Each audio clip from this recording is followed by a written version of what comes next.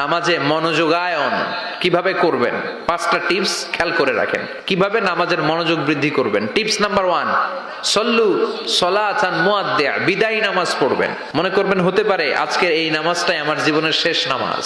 এখন বাজে 10:30, আপনাকে বলা হলো আজ রাত 1টার দিকে আপনার জীবনের হায়াত ফুরিয়ে যাবে।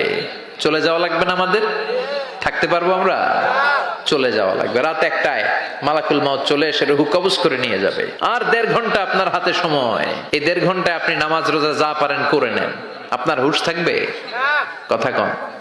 1.5 ঘন্টা পরে আপনার মরণ। আপনি তাড়াতাড়ি করে অজু করে আসবেন, যায় নামাজে দাঁড়াবেন, মনে মনে ভাববেন আজকে জনমের মতো মাফ চামো আল্লাহর কাছে। আকাম কুকাম যা করছি সব কাইন্দা একেবারে মাফ করায় ফেলাম আল্লাহর কাছে, ঠিক কিনা?